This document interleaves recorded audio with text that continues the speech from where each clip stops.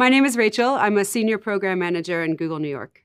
Google hired me out of a bar in the East Village about 12 years ago. For about 3 years, a group of NY Ops and SRE drank at my bar. And like everyone at the bar, they asked the bartender for advice. So I gave them advice and helped them through a lot of problems and also became friends with them. I really admired them. They were incredibly smart and charming and really good drinkers and tippers. Eventually, I wanted something different from my life than standing behind a bar all night long. And there was an opportunity to apply for an admin role on their team. So I joined Google in 2008. They hired me first as an administrator for site reliability and engineering ops in New York City.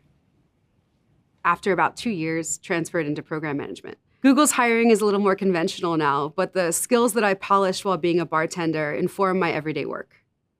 A wise old bartender that I knew on the Lower East Side once told me that a bar was a room full of tables and chairs and some beer, and a meeting room was the same, a room full of tables and chairs. People come into a bar like they come into a meeting room, wanting to leave feeling something else.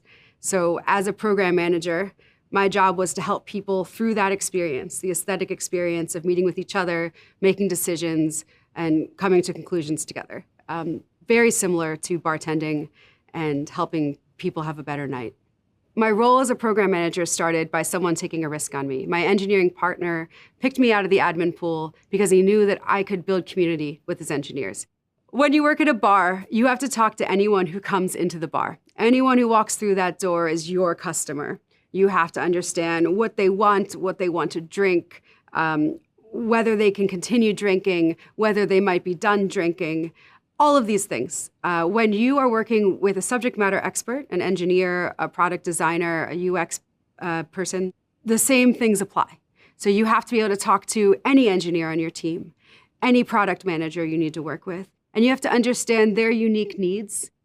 Program management isn't just about the process and the artifacts that you create. It's about how you relate to people.